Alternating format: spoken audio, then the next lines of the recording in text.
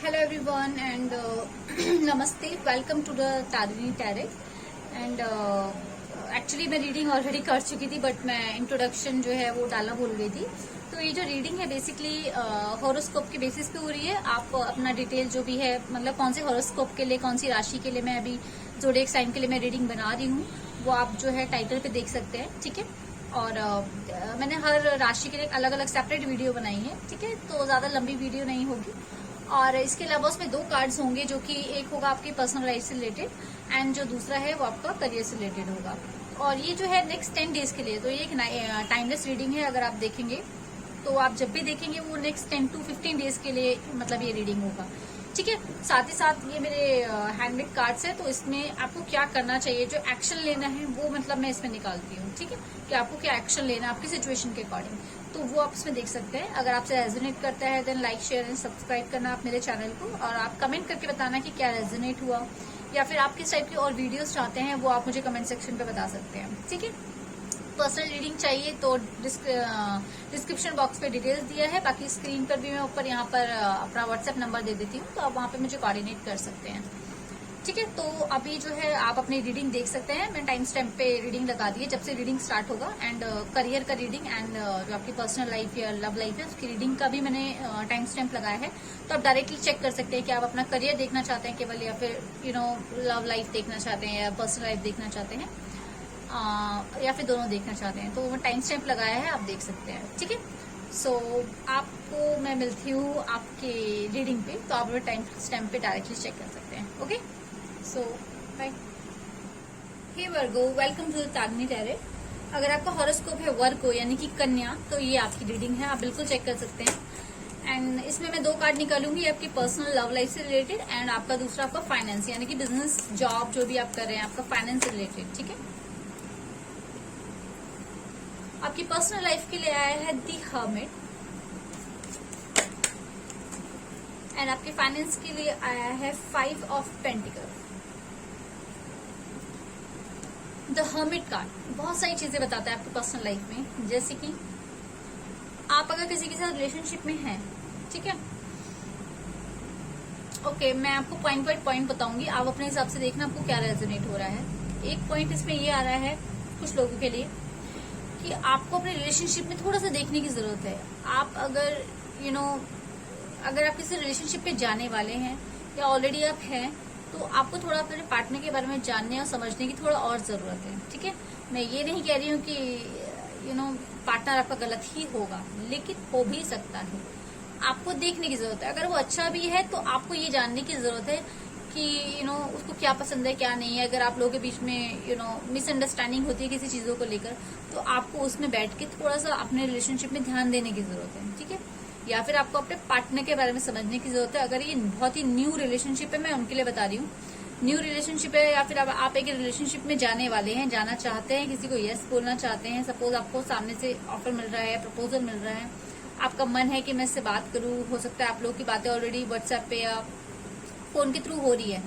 On that case आपको उस इंसान के बारे में जिसके साथ रिलेशनशिप में जाना चाहते हो उसके लिए आपको थोड़ा सा उसका बैकग्राउंड जानने की जरूरत है कि वो कैसे इंसान है, क्या है उसका बैकग्राउंड, ठीक है, जो भी आपको बेटर बता सके वो आपको जरूरत है यहाँ पर, ठीक है। दूसरी चीज, अगर आप ऑलरेडी रिलेशनशिप में हैं और आपका रिलेशनशिप कहीं ना कहीं एक टॉक्सिक है या फिर आपका जो पार्टनर है वो आपको टाइम नहीं देता है, टाइम इन द सेंस कि हो सकता है कि वो आपके जॉब में, अपने करियर में बिजी हो, फैमिली में हो सकता है बिजी हो, बहुत इंपॉर्टेंट काम हो, बट अगर वैसे टाइम नहीं देता यानी कि थोड़ा सा इगोइस्टिक है अगर मैं ये कहूँ, ठीक है, जानबूझ के करता है आपके साथ, तो वहां पर उस सिचुएशन में आपको अपनी वैल्यू समझने की जरूरत है।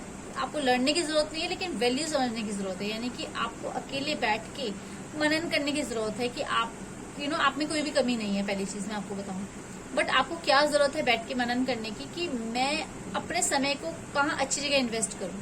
अगर आप खाली बैठे रहेंगे तो बार बार उसी पार्टनर के बारे में सोचेंगे, उसके पीछे पीछे भागेंगे और वो आपसे दूर भागेगा, क्योंकि वो चाहता है कि आप उसके पीछे भागे, ठीक है। उसको अच्छा फील होता है, इंपॉर्टेंस फील होता है, वो इंपॉर्टेंस नहीं देनी है आपको, अननेसेसरी नहीं देनी है। आप रिलेशनशिप में है, बिल्कुल बात करेंगे, अननेसेसरी की इंपॉर्टेंस नहीं देनी है।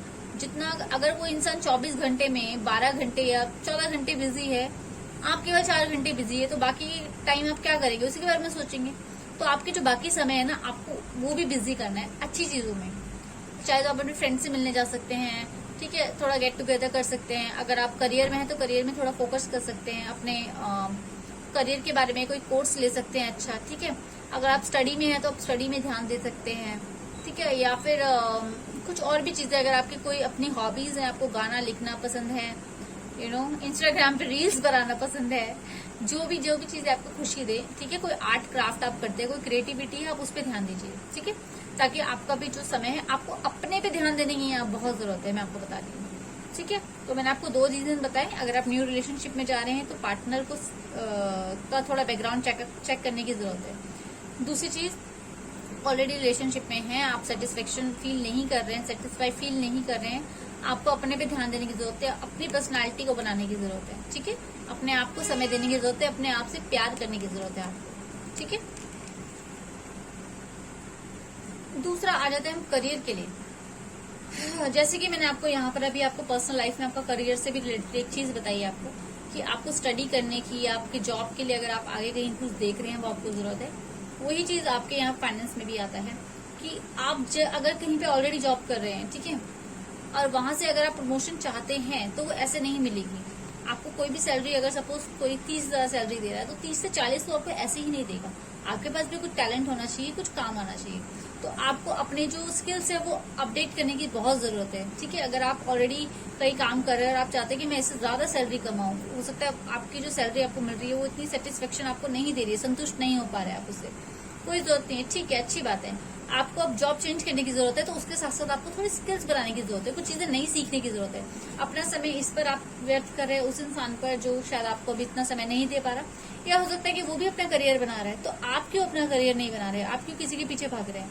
सामने वाला अगर अपना करियर बना रहा है, अच्छी बात है, हो सकता है वो आगे जाकर आपको कमिट करे जब वो उस लायक बन जाए, ठीक है। लेकिन तब तक के लिए आप बैठे तो नहीं रह सकते, तब तक के लिए आप क्या करेंगे, आप भी तो अपना करियर बनाइए। आपको अपने फाइनेंस पे ध्यान देने की बहुत जरूरत है।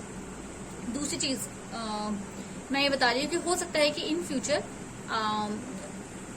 हो सकता है कि आपके जो पेरेंट्स है उनमें कोई दिक्कत परेशानी भी आ सकती है, इन द सेंस ज्यादा बड़ी नहीं, कुछ हेल्थ इशू हो सकते हैं, ठीक है। जैसे कि मम्मी का कोई चेकअप कराना है, मम्मी के अचानक कोई थोड़ी तबीयत खराब हो जाए, क्योंकि थोड़ा मौसम भी अभी ऐसी है, बहुत गर्मी है, ठीक है। तो हो सकता है कोई थोड़ी तबीयत खराब हो जाए मम्मी की या पापा की, तो आपको वहां पर भी थोड़ा पैसा खर्च करने की जरूरत होगी, ठीक है। तो मैं आपको ये एडवाइस दूंगी कि थोड़ा आप अपने फाइनेंस को भी बचाएं, ठीक है। बाकी जो मैंने आपको जॉब के लिए, स्किल्स के लिए बोला है वो आपको डेफिनेटली करना है। अब मैं देखती हूँ कि आपको क्या करना चाहिए इन 10 दिन में, कि आपको यूनिवर्स की तरफ से गाइडेंस मिल रही है।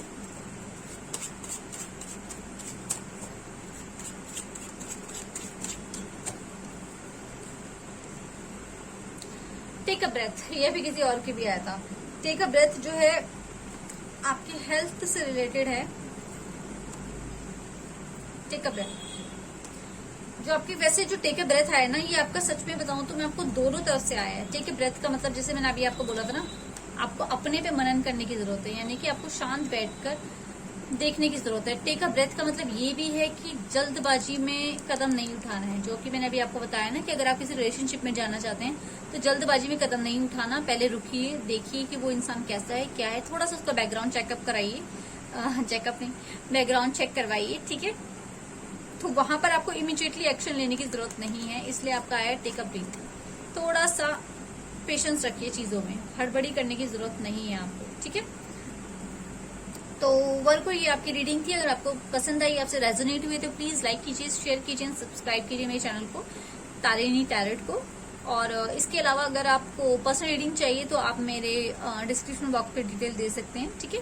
बाकी मैं आपको मिलती हूँ आपकी नेक्स्ट रीडिंग पर। आपसे क्या रेजोनेट करा वो प्लीज मुझे कमेंट सेक्शन पे जरूर बताइएगा, ठीक है। Okay, bye.